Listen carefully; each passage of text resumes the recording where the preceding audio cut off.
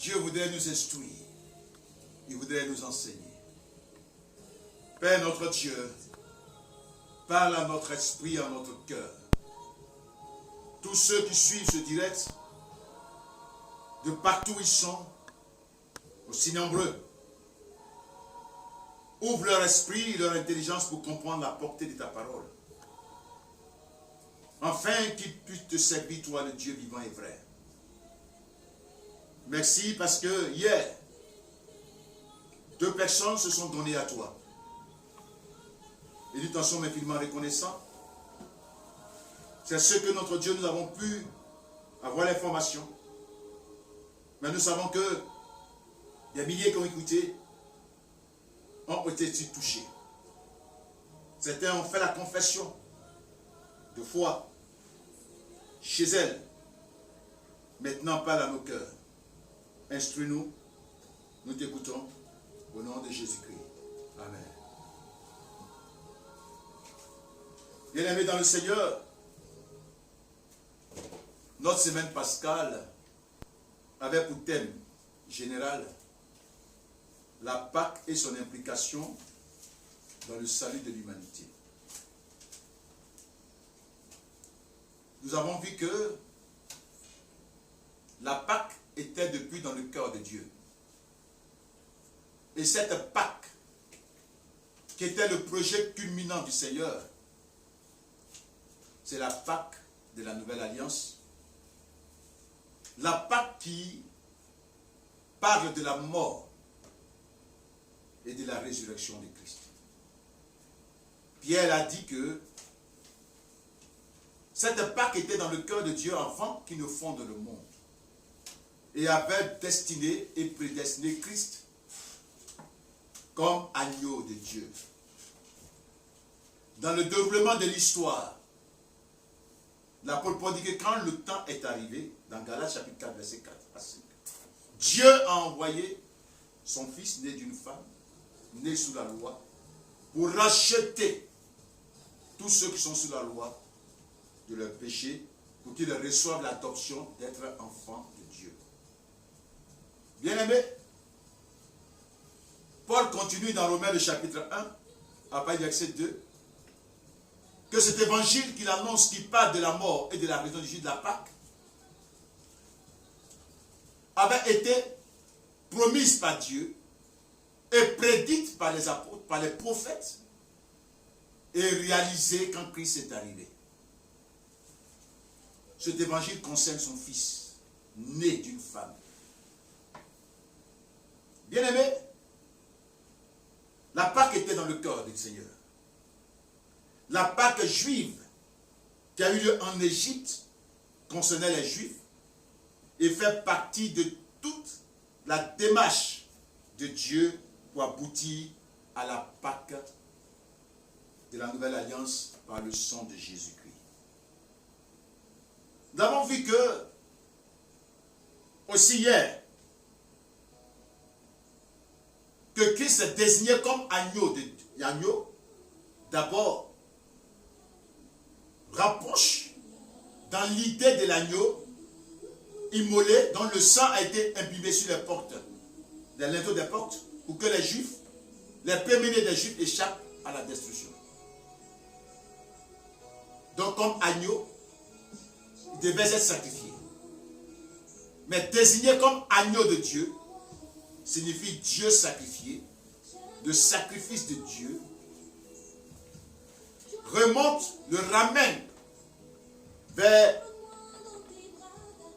le projet de Dieu, arrêté avant la fondation du monde, dont l'exécution a eu lieu dans l'histoire. Jésus est le sacrifice de Dieu. Jésus est Dieu sacrifié. Parce que, pour qu'il se sacrifie, la Bible désigne comme étant la parole qui était au commencement. La parole qui est Dieu, la parole qui était avec Dieu.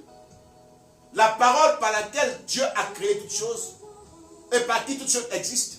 Cette parole qui est la vie et la lumière du monde.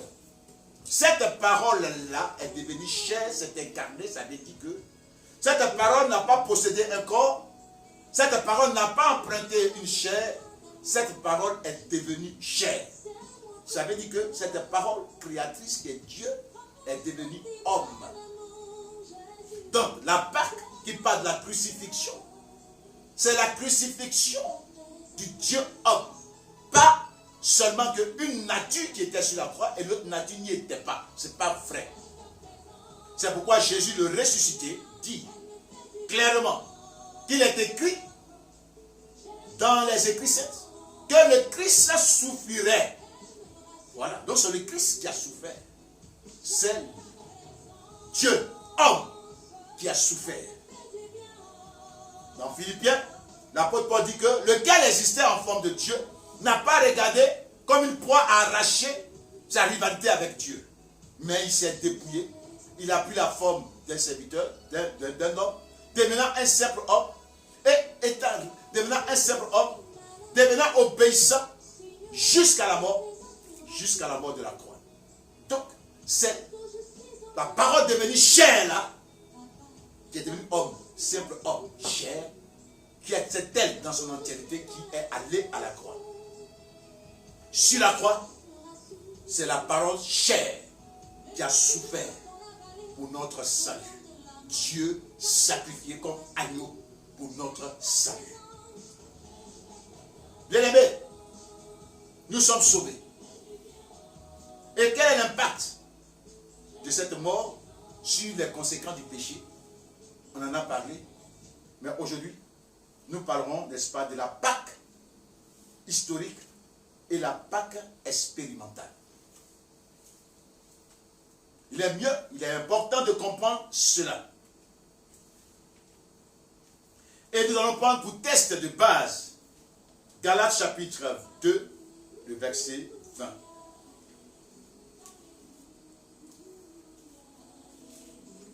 Galates chapitre 2, le verset 20. Le verset 20. Voilà ce qu'il dit. J'ai été crucifié avec Christ. Et si je vis, ce n'est plus moi qui vis. C'est Christ qui vit en moi. Si je vis maintenant dans la chair, je vis dans la foi au Fils de Dieu, qui m'a aimé et qui s'est livré lui-même pour moi. Cette parole de l'apôtre Paul aux Galates nous interpelle. Et il est important de comprendre ça. Si Paul parle du salut par la foi ici, mais ce qui ressort de ce verset est interpellatif. Il dit que lui, il a été crucifié avec le Christ. Mais à la réflexion, quand Christ était crucifié, Paul n'y était pas. L'épître aux Galates qu'il écrit ici a été écrite en l'an 48. Donc si c'est en l'an 48 que cette épître-là a été écrite, Paul ne faisait pas partie des premiers disciples de Jésus, ni des 12 avec lesquels il a marché jusqu'à sa mort sur la croix. À la chambre haute, les 120 qui étaient, Paul n'y était pas du tout. Paul n'apparaît que en Actes chapitre 9, dans la persécution de l'Église. Il apparaît en chapitre 7 lorsqu'on tua Étienne, le diacre. C'est à ses pieds que ceux qui l'ont lapidé, ont jeté leurs vêtements. Donc Paul apparaît là. Donc il était le persécuteur de l'Église. Donc en d'autres termes, il n'était pas parmi les disciples de Jésus en ce moment. C'est plus tard, sa rencontre avec le Christ, ressuscité, glorifié, sur la route de Damas, que Paul va se convertir. Il va être baptisé par Ananias, il va recouvrir la vue, et il va se mettre à prêcher Jésus. Donc, il n'était pas témoin de la crucifixion de Jésus. Mais il prétend ici être crucifié avec Christ. Donc ici, il ressort deux types de Pâques. Il y a la Pâque en tant que fait historique, événement qui a eu lieu. Et cette Pâque en tant qu'événement est beaucoup relayée par les évangiles. L'arrestation de Jésus, sa crucifixion sont des faits historiques, c'est un événement. Et à ce fait historique-là, à cet événement-là, Paul n'a pas assisté et n'y était pas. Donc ce qui nous amène à notre premier grand point, Pâques événement et Pâques expérience. En disant qu'il a été crucifié avec Christ. Comment cela s'est-il fait? Ici, l'apôtre Paul parle d'une expérience qu'il a vécue. Il dit j'ai été, donc il a été. C'est une expérience que lui, Paul, a vécue. Cette expérience-là, selon Paul, est liée à l'événement de la crucifixion, à l'histoire, au fait historique. Le fait historique, comme je l'ai dit tout à l'heure, est relayé par les évangiles. Et on nous décrit comment Christ a été crucifié. Les souffrances qu'il a endurées. Le jugement. La condamnation. Sa crucifixion. Mais Paul dit que lui, il était là-bas. Ça veut dire que Paul parle de deux événements importants. Deux choses importantes. La première d'abord, c'est l'événement. Christ a été crucifié. Et c'est vrai. Jésus a été effectivement crucifié. Deuxième chose dont il ressort, c'est que lui, il a été aussi crucifié. Avec lui en ce moment-là. Mais comment? Donc ici, nous arrivons sur le deuxième point, la Pâque expérimentale.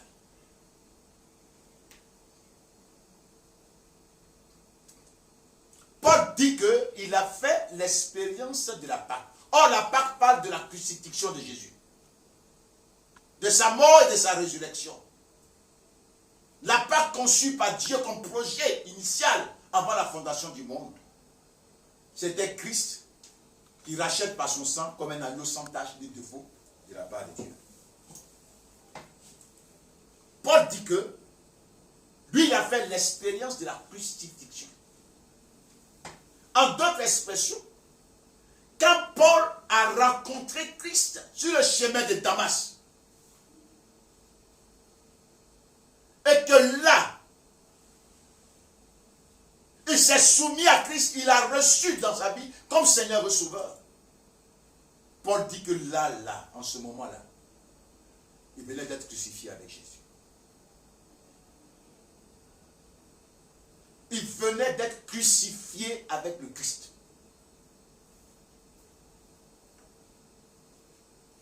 Bien-aimé, à chaque fois que quelqu'un, une personne, un converti, se convertit et reçoit Christ dans sa vie, elle fait l'expérience de la crucifixion avec lui.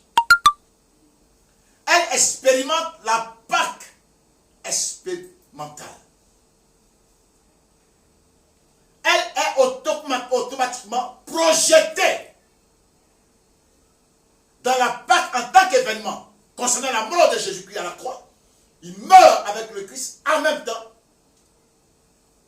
Il est crucifié avec Jésus. Il dit, j'ai été crucifié avec Christ. Si je vis, ce n'est plus moi qui vis, c'est Christ qui vit en moi. Donc, en d'autres expressions, les sauvés, c'est tous des crucifiés avec le Christ. Si tu n'as pas vécu cette expérience-là, même si tu adores Dieu, tu vas à l'église, tu as la Bible, tu es baptisé par immersion. Tu prêches Jésus. Mais si tu n'as pas été crucifié avec lui, tu ne fais pas partie de ceux qui lui appartiennent. Quand Paul dit qu'il a été crucifié avec Jésus, alors que il n'a pas été témoin de sa crucifixion. De quoi Paul a été crucifié?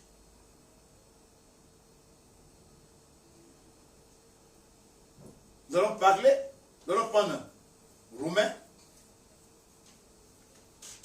le chapitre 6, verset 6.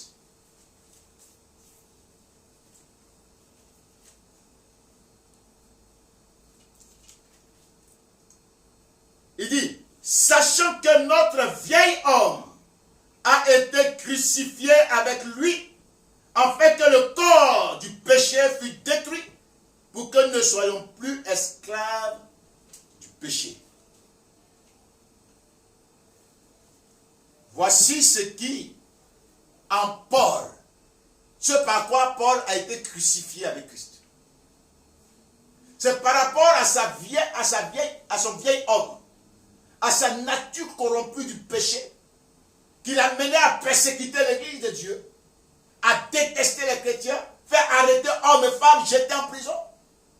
Cette nature rebelle contre Dieu, qui n'accepte pas les voies de Dieu.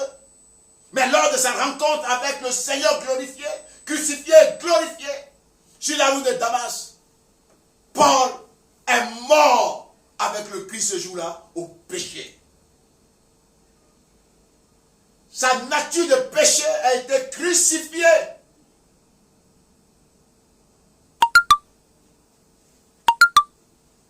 Et c'est une expérience que tout chrétien, né de Dieu, enfant de Dieu, des vrais adorateurs, expérimentent la crucifixion avec Jésus. Tout chrétien doit expérimenter la Pâque et non pas la célébrer à une date précise, comme événement commémoratif de l'histoire, mais plutôt expérimenter la Pâque, être crucifié avec Christ par rapport à sa vieille nature. Le vieil homme a été crucifié. C'est pourquoi il dit, si je vis, ce n'est plus moi qui vis. Alléluia. C'est Christ qui vit en moi. Christ ne vit en quelqu'un quand celle-ci est crucifiée avec lui pour revenir à la vie avec lui. Beaucoup de personnes sont dans les églises, mais n'ont pas expérimenté la Pâque. Elles ne sont pas crucifiées avec Christ. Elles n'ont pas Christ en elles.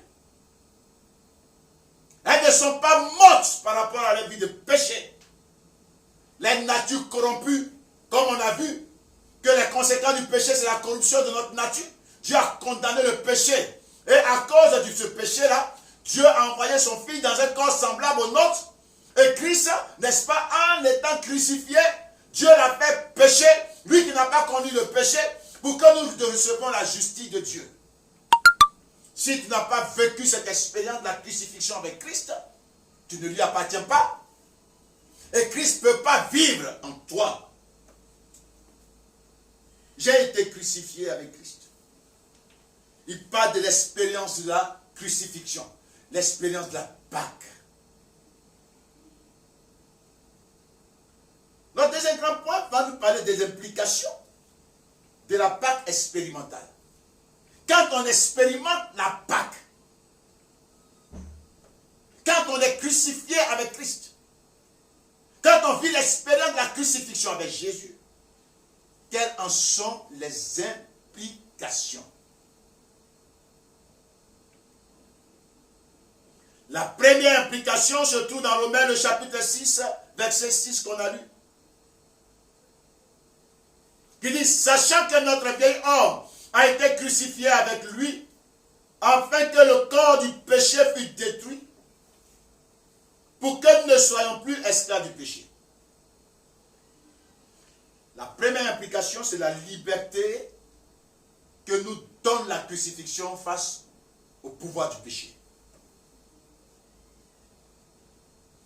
Il dit, quand notre vieille nature corrompue est crucifiée avec le Christ, ce corps qu'on appelle corps du péché est détruit. Le péché ne nous contrôle plus et nous sommes libres vis-à-vis du péché. D'où l'expression, enfin, pour que nous ne soyons plus esclaves du péché. Le péché ne contrôle plus notre volonté. Le péché ne contrôle plus notre décision. Le péché n'a plus de contrôle sur nous. L'apôtre Paul, parlant du contrôle du péché, il dit, j'ai la volonté, mais je n'ai pas le pouvoir. Quand je veux faire le bien, je fais le mal que je ne veux pas. Si je fais le mal que je ne veux pas, ce n'est plus moi qui le fais, c'est le péché qui habite en moi. Bien-aimés, tous ceux qui ont vécu l'expérience de la crucifixion avec Jésus sont libres vis-à-vis du péché. Ils ne disent pas, ça m'a dépassé, ça m'a contrôlé, je n'ai pas pu. Ce n'est pas possible. Ils sont libres. Parce que le Seigneur a crucifié les vieilles natures, a détruit ce corps du péché en eux. Le péché ne les contrôle plus. Et ils n'obéissent plus à ce convoitise. Mais ceux qui n'ont pas fait l'expérience de la crucifixion avec Jésus, vous les voyez toujours dans les mêmes péchés dedans. Et quand on les interpelle, ils disent, nous sommes des hommes. Ouais, bien sûr. Vous êtes des hommes avec la vieille nature. Mais nous sommes des hommes. Donc la vieille nature a été crucifiée avec Jésus. Nous ne sommes plus esclaves du péché.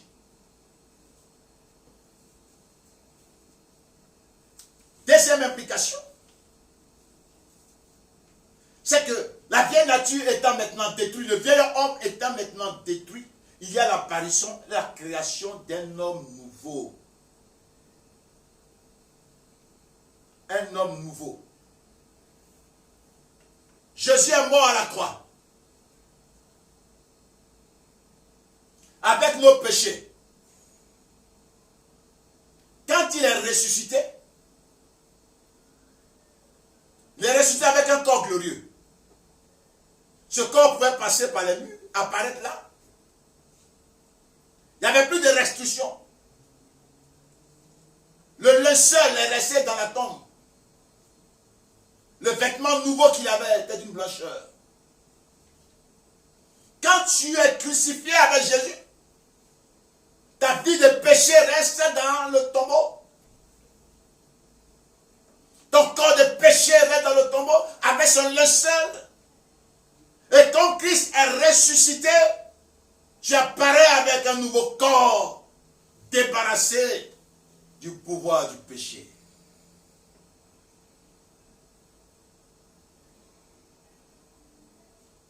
Bien-aimé, le péché n'a plus de pouvoir. Nous avons un corps nouveau.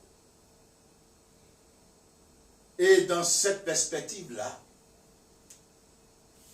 de hommes nouveaux, nous avons une nouvelle vie. C'est ce qu'il dit au verset 4 du chapitre 6. Nous avons donc été ensevelis avec lui par le baptême en sa mort, afin que comme Christ est ressuscité des morts par la gloire du Père, de même nous aussi nous marchons en nouveauté de vie. Quelqu'un vous dit Amen. Nous marchons de manière différente à celle du passé. Une nouvelle manière de marcher, une nouvelle manière de vivre. Pourquoi? Parce que nous sommes un homme nouveau, avec des nouvelles manières et des nouvelles manières de vivre. Dans Éphésiens, le chapitre 4, la Bible dit que cet homme nouveau a été créé par Dieu. C'est l'œuvre du Seigneur. Comme la résurrection du Christ est l'œuvre du Seigneur, de la même manière, la création d'un être nouveau en nous est l'œuvre de Dieu. Ce n'est pas le fruit des efforts humains. Voici la différence entre le christianisme, entre nous et puis les autres religions. Dieu crée un être nouveau en nous. Ce n'est pas le fruit de nos efforts. Ce n'est pas le fruit de notre intelligence. Ce n'est pas une mode de vie. Ce n'est pas un choix de mode de vie qu'on fait et puis après on peut changer. Il dit ceci au verset 24. Et à revêtir l'homme nouveau, créé selon Dieu, dans une justice et une sainteté que produit la vérité. Amen. L'homme nouveau créé selon Dieu. On est créé selon Dieu. Un homme nouveau est créé en nous. Et la marque de cet homme nouveau-là, ce qui l'identifie, c'est la sainteté, c'est la justice et c'est la vérité. Amen. L'homme nouveau est caractérisé par la sainteté. Parce qu'il est rendu juste par Dieu, justifié. Il n'est plus coupable, débarrassé de la condamnation.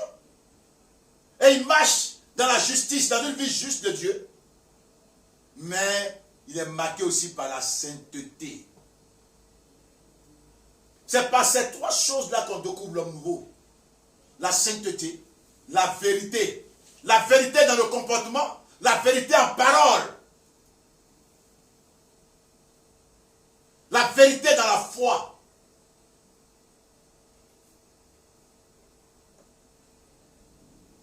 Il n'est pas marqué par le mensonge, par l'injustice,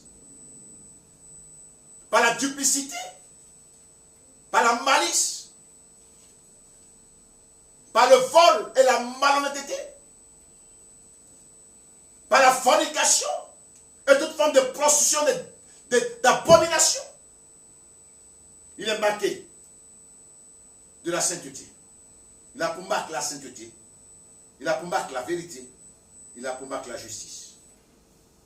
C'est pourquoi Paul pouvait dire dans 2 Corinthiens chapitre 5, versets 17 à 18. Regardez ce que Paul dit. 2 Corinthiens 5, versets 17 à 18. Il dit, si quelqu'un est en Christ, il est une nouvelle créature. Les choses anciennes sont passées. Voici toutes choses sont devenues nouvelles. Et tout cela vient de Dieu, qui nous a réconciliés avec lui par Christ et qui nous a donné le ministère de la réconciliation. Il dit, tout vient de Dieu. Cette œuvre-là, nouvelle créature, nouvelle création, l'homme nouveau, est l'œuvre exclusive de Dieu en toi. Mais pour pouvoir y parvenir, il faut faire l'expérience de la crucifixion avec Jésus.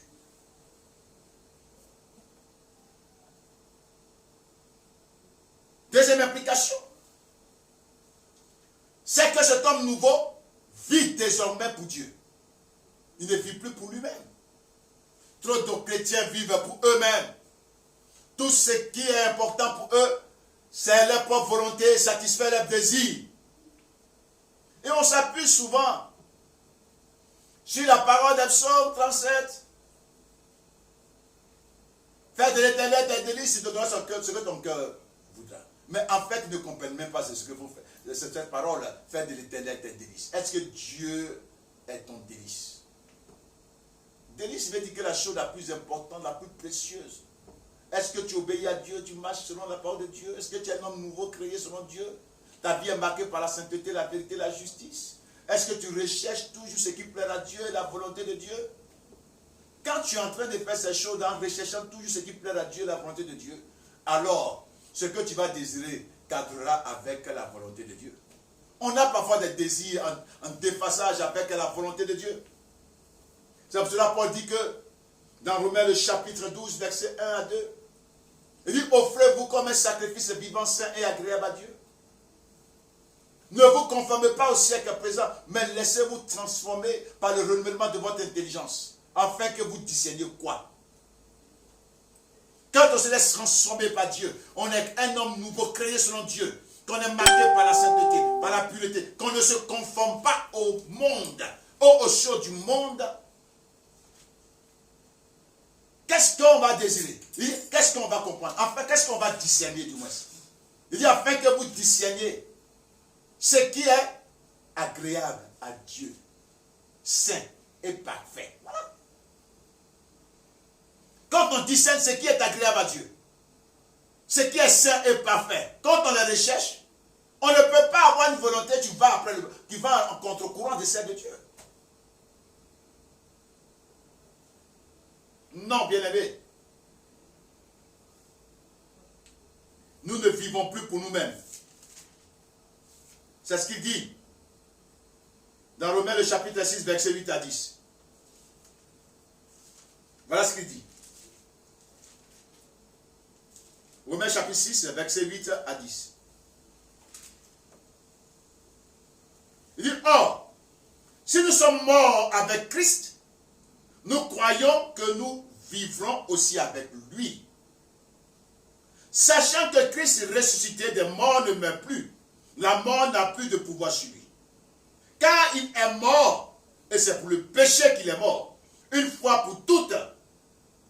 Il est revenu à la vie, et c'est pour Dieu qu'il vit. Amen. Bien-aimés, si on est ressuscité avec Jésus, si on est mort avec lui, croyons que nous sommes revenus à la vie avec lui.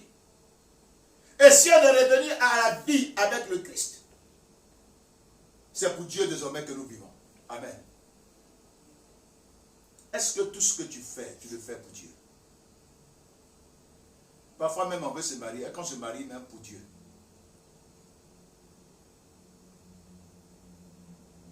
Est-ce que je dis, bon, la volonté de Dieu c'est que je me marie, donc si je me marie, c'est pour faire sa volonté et vivre pour lui dans mon foyer, afin que son nom soit glorifié. Beaucoup de foyers chrétiens se cassent, se brisent, tout simplement parce que ceux qui s'unissent, les s'unissent pour eux-mêmes. Ils vivent la vie de foyer pour eux-mêmes et non pas pour Dieu. Quand nous sommes nés de Dieu, quand nous sommes morts avec lui, que nous sommes revenus à la vie avec lui, que Dieu a produit une nouvelle créature en nous, qu'il a créé un homme nouveau, marqué par la sainteté, la justice et la vérité. Quand nous marchons selon ces principes, nous vivons pour Dieu. Nous sommes sauvés pour vivre pour Dieu. Tu es sauvé pour vivre pour Dieu et non pas pour vivre pour toi-même. Tu es sauvé pour accomplir la volonté de Dieu dans tous les aspects de ta vie et de ton travail. Quand tu vas au travail pour Dieu. Alors il faut aller à l'heure au travail. Si on te donne un travail à le faire, il faut le faire parfaitement comme tu le fais pour Dieu, parce que c'est ce que Dieu veut. Il faut que tu obtiennes les résultats qui satisfassent, n'est-ce pas, tes patrons. Et que ce que tu fais soit à la gloire du Seigneur. Quand on te demande de faire des choses qui vont à la contre de la volonté de Dieu, est-ce que pour de l'argent, tu fais cela, ou bien tu dis non, car moi je ne peux pas le faire parce que ce n'est pas bon, ce n'est pas ce que Dieu me demande de faire. Bien-aimé, on vit désormais pour Dieu. Dans tous les domaines de notre vie, est-ce que tu te sens vivre pour Dieu? Si tu as expérimenté la part que tu as été crucifié avec Jésus, tu dois vivre pour Dieu.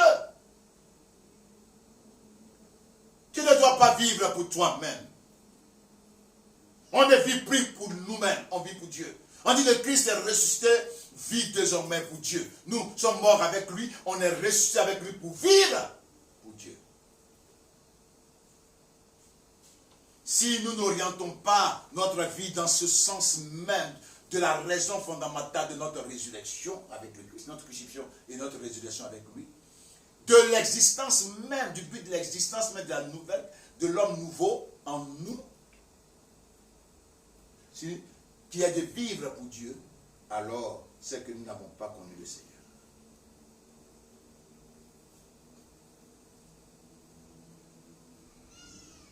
Troisième implication, la célébration de la Pâque quotidiennement.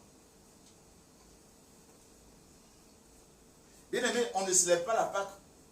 La célébration de la Pâque ne doit pas se faire seulement, qu'à un moment précis, entre le mois de mars et le mois de janvier, une date précise, on dit bon c'est la Pâque, on va célébrer la Pâque, on va célébrer la Pâque, ce n'est pas de ça il s'agit.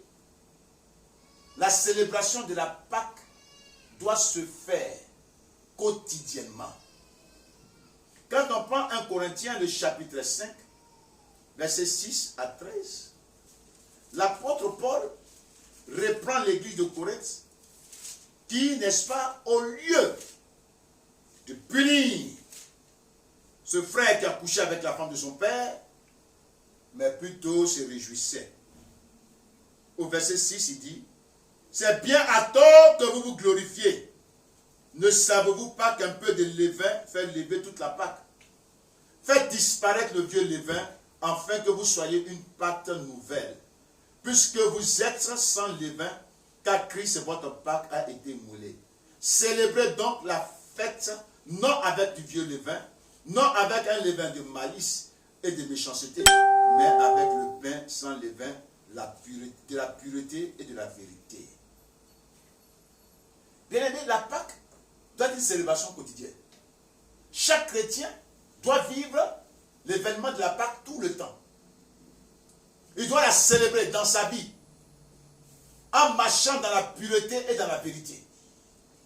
Lui-même est un pain. Un pain qui ne doit pas contenir de la levure ou du levain, qui est symbole du péché, des souillures. Son corps doit être conservé sain et pur. Et quiconque vit dans la pureté et dans la sanctification, dans la vérité de Dieu, célèbre la Pâque. Il vit la Pâque. Et il célèbre la Pâque. L'Église doit aussi quotidiennement célébrer la Pâque, en notant du milieu d'elle les faux frères et tous ceux qui vivent dans le mal et le péché et ne s'en répandent pas. Au verset 9, voilà ce qu'il dit. Puis je vous écris dans ma lettre de ne pas avoir de relations avec les impudiques. Non pas d'une manière absolue avec les impudiques de ce monde, ou avec les cupides, ou les ravisseurs, ou avec les idolâtres. Autrement, il vous faudrait sortir du monde. Maintenant, ce que je vous ai écrit, c'est de ne pas avoir des relations avec quelqu'un qui se nomme frère, est impudique, ou cupide, ou idolâtre, ou outrageux, ou ivrogne, ou ravisseur, de ne même pas manger avec lui, avec cet homme. Qu'ai-je en effet à juger ceux du dehors? N'est-ce pas ceux du dedans que vous avez à juger? Pour ceux du dehors, Dieu les juge. Ôtez le méchant du milieu de vous. L'Église, en estipant les faux frères, les fausses sœurs, ceux qui se déclarent pasteurs, apôtres, avec toutes sortes de titres, mais qui vivent dans l'impudicité, dans l'ivrognerie, dans la cupidité, dans le mensonge, qui sont outrageux, qui sont ravisseurs, voleurs, menteurs. Ceux-là, il faut les extirper du milieu de nous. L'Église doit vivre la Pâque en maintenant la pureté et la sainteté en son sein. Alléluia. Bien-aimés, vivons la Pâque quotidiennement. Et l'Église doit célébrer la Pâque quotidiennement. Elle ne doit pas le faire à une date précise pour parler de l'histoire de la Pâque, de la mort, pour célébrer la Pâque historique, qui parle de la mort de Jésus-Christ. Mais elle doit la vivre parce que l'Église, c'est l'assemblée des crucifiés avec le Christ et ressuscité avec lui. Le devoir que nous avons, c'est de rendre témoignage, bien-aimés. Il y a le témoignage des faits historiques, mais il y a le témoignage de ce qu'on a expérimenté avec Dieu. Quand on a expérimenté la crucifixion avec Jésus, quand on parle, qu'on dit Jésus est Seigneur, on ne doute pas, parce que nous-mêmes, nous sommes la preuve que Christ est crucifié et qu'il est ressuscité. Comme Paul le dit, j'ai été crucifié avec Christ. Si je vis, ce n'est plus moi qui vis, c'est Christ qui vit en lui. Alors Paul peut parler avec certitude de l'évangile, il peut témoigner, il peut prêcher l'évangile avec certitude, parce qu'il a vécu la crucifixion, il a vécu la résurrection avec lui, et Christ vit en lui. Quand le Seigneur dit, vous serez mes témoins, oui c'est vrai, on est tous témoins. Il y a les premiers témoins, ceux qui étaient là à Jérusalem, qui ont été témoins de sa crucifixion, de sa résurrection, qui sont même allés au tombeau, qui ont mangé avec lui, qui l'ont touché après sa résurrection, à qui il a apparu. Mais il y a des témoins qui ont fait l'expérience de cette crucifixion par la foi en lui. Ceux-là, quand ils témoignent avec certitude sans doute, parce qu'ils ont vécu cette expérience en eux. Troisième devoir, la Pâque expérimentale nous amène à glorifier Dieu dans notre corps et dans notre esprit, à le célébrer en tant qu'adorateur du Dieu vivant. Bien-aimés, célébrons la Pâque, non pas avec du vieux levain, ni avec le levain de la malice, mais le levain de la pureté et de la vérité. Que Dieu nous bénisse. Nous allons prier le Seigneur. Père, nous te bénissons. Nous te rendons toute la gloire de ce que notre Père, tu nous as fait la grâce de te connaître et d'être crucifié avec toi. Nous vivons désormais pour toi. Notre vieille nature est crucifiée. Nous ne sommes plus esclaves du péché pour obéir à ses convoitises. Tu as créé en nous un homme nouveau qui est marqué par la sainteté, la justice et la vérité. Nous voulons te célébrer en ôtant du milieu de nous le vieux levain, le levier de la malice, le levain de toute forme d'impureté, et à marcher d'une manière digne. Bénis tous ceux qui ont entendu cet évangile et qui se répandent là où ils sont, confessent leurs péchés et veulent expérimenter la crucifixion avec toi. Seigneur, tu as dit ta volonté, c'est que notre Père, tous parviennent à la connaissance du Fils de Dieu. Seigneur, sauve-les et crucifie-les, la vieille nature, avec toi sur le bois, et qu'ils marchent à nos côtés des vies pour la gloire de ton nom. Bénis leur famille et bénis ce moment au nom de Jésus. Bien-aimés, nous allons nous retrouver encore demain pour la dernière séance de cette semaine de la Pâque, l'avant-dernière séance, parce que nous allons clôturer avec le culte de dimanche, mais le vendredi, c'est la dernière séance de la soirée. Soyez là pour encore entendre un enseignement profond sur la Pâque. Que le Seigneur vous bénisse, paix dans vos maisons, joie dans vos vies, et que le Seigneur vous garde et vous préserve de toute tentation. Au nom de Jésus. Amen. Hallelujah.